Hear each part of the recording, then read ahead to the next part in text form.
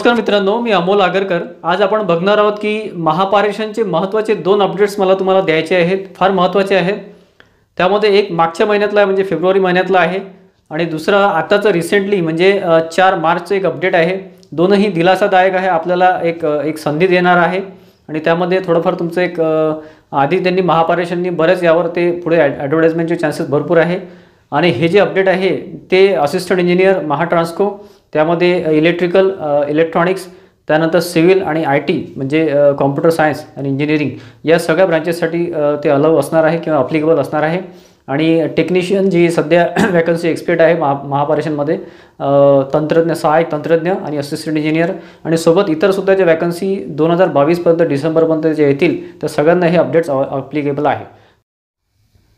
तर मित्रांनो बघा, पहिलं एक चांगलं अपडेट असं आहे की त्यामध्ये ॲडमिनिस्ट्रेटिव्ह सर्क्युलर आहे 597चं महाट्रान्सकोचं, तारीख आहे 17 फेब्रुवारी 2022चं हे अपडेट आहे। बऱ्याच विद्यार्थ्यांना माहीत झालं असेल याबद्दल, मी माझ्या पद्धतीने ते सांगायचा प्रयत्न करतो।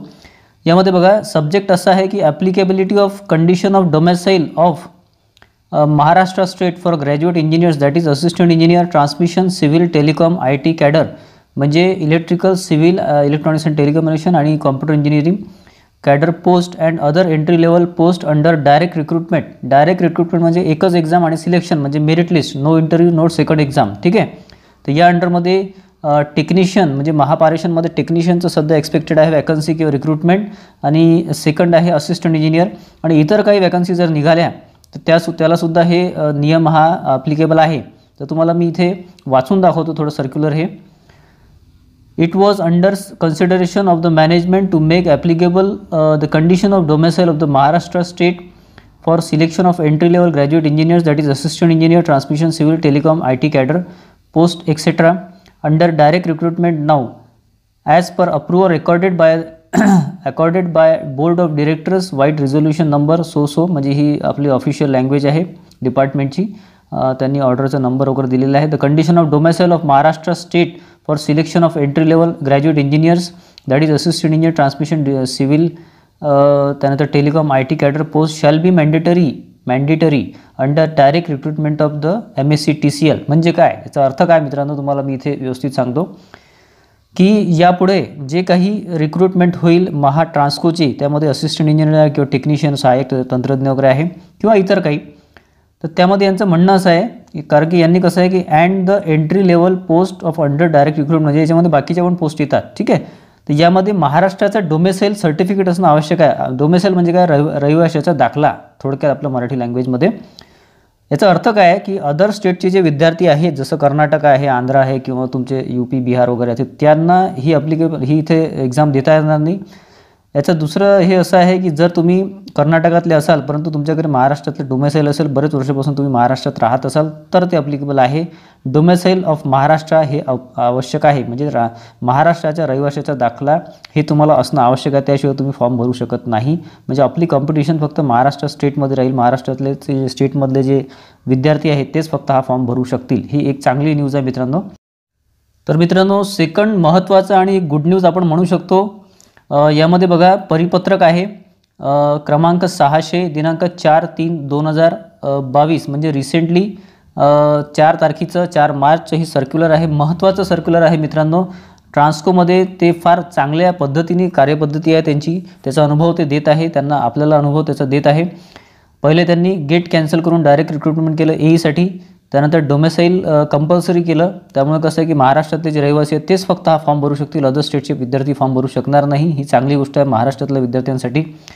त्यानंतरचा थर्ड एक महत्त्वाचा पॉईंट आहे मित्रांनो, यामध्ये महत्त्वाचा अपडेट आहे की विषय बघा, कोरोनाच्या पार्श्वभूमीवर कंपनीतील सरळ सेवेद्वारे भरती करण्यात येणाऱ्या पदांच्या परीक्षेला बसण्यासाठी एक वेळेची विशेष बाब म्हणून संधी देण्याबाबत मी तुम्हाला थोडक्यात आधी सांगतो, मग हे वाचून दाखवतो की 1 मार्च 2020 ते आतापर्यंत म्हणजे आपण असं बघू डेटमध्ये म्हणायचं तर डिसेंबर 2021 पर्यंत कोरोना परिस्थितीमुळे जे काही ॲड आल्या नाही किंवा जे काही मुलांचे नुकसान किंवा बऱ्याच जणांचे कसं आहे की एजसुद्धा बार झालेले आहे, म्हणजे असिस्टंट इंजिनियरसाठी 35 एज लिमिट आहे आणि टेक्निशियनसाठी मागची जर आपण रेफरन्स घेतला मागच्या ॲडचा तर 33 आहे।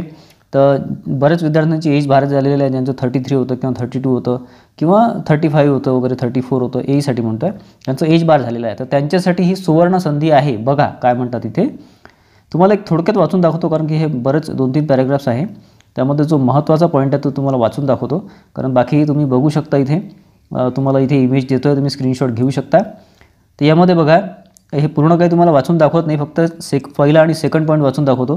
कोरोना प्रादुर्भावाच्या काळात म्हणजेच दिनांक 1/3/2020 ते दिनांक 17/12/2021 या कालावधीत कंपनीमार्फत कोणत्याही पदाकरता सरळ सेवा भरतीची जाहिरात प्रसिद्ध करण्यात आलेली नाही. अर्थात उक्त कालावधी दरम्यान जारी करण्यात आलेल्या सरळ सेवा भरतीच्या जाहिरातीकरता अर्ज करण्याची अंतिम मुदत या कालावधीत उलटून गेली आहे अथवा शेवटचा दिनांक या कालावधीनंतरचा आहे अशी स्थिती नाही. ठीक आहे, म्हणजे ॲडच आली नाही म्हणते या पिरियडमध्ये. तर मग काय विशेष त्याच्यामध्ये, यास्तव अशा प्रकरणात वयोमर्यादेत सूट देण्याची परिस्थिती उद्भवत नाही.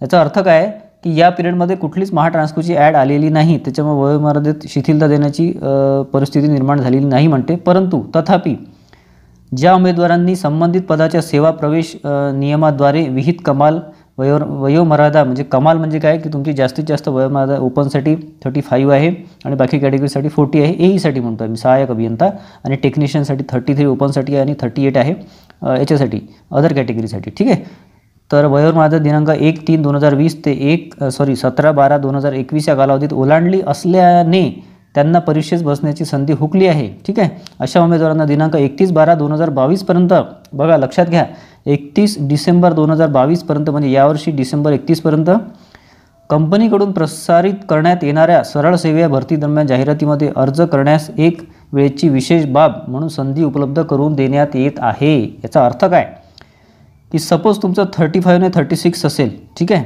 तुम्ही 36 असाल, तुम्हाला एईसाठी अप्लाय करायचं, ओपन कॅटेगरी आहे, तरी तुम्ही अप्लाय करू शकता.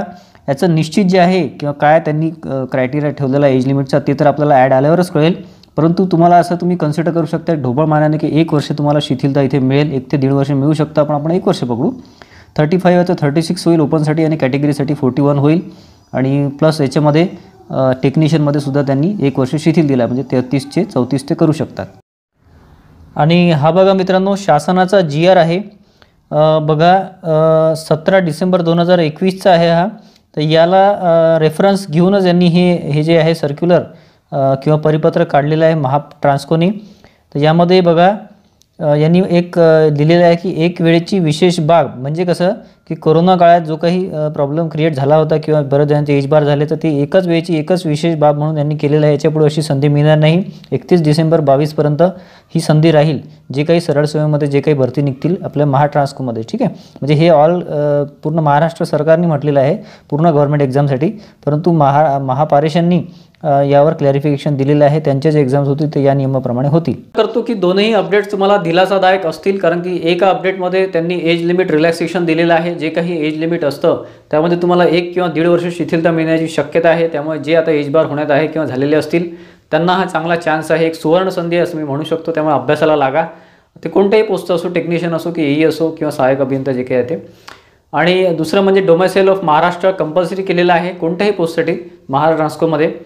तर हे पर्टिक्युलरली महाट्रान्सकोबद्दल सांगतोय कारण त्यांचे सर्क्युलर आपल्याला अवेलेबल झाले आहेत सध्या. तर त्यामध्ये डोमेसाईल ऑफ महाराष्ट्र म्हणजे कसं आहे की टेक्निशियन असो किंवा मग एईची पोस्ट असो किंवा इतर काही पोस्ट असो, फक्त आपली जे काही महाराष्ट्रातले रहिवासी आहेत तेच फक्त अप्लाय करू शकतील, अदर दॅन महाराष्ट्र अप्लाय करू शकणार नाही. ठीक आहे, तर आजचे अपडेट्स तुम्हाला काहीतरी चांगले गुड न्यूज देणारे असतील तर प्लीज व्हिडिओला लाईक करा आणि जास्तीत जास्त शेअर करा, इतर मित्रांना सुद्धा ते मिळाले पाहिजे अपडेट्स. आणि आपल्या चॅनलला इंजिनियर अमोल चॅनलला सबस्क्राईब करून ठेवा, जेणेकरून असे अपडेट्स, महत्त्वाचे अपडेट्स मी माझ्या पद्धतीने तुम्हाला वरच्यावर सांगत असतो, माझ्या अनुभवावर मी तुम्हाला सांगत असतो. तर आपलं चॅनल सबस्क्राईब करून ठेवा. धन्यवाद मित्रांनो.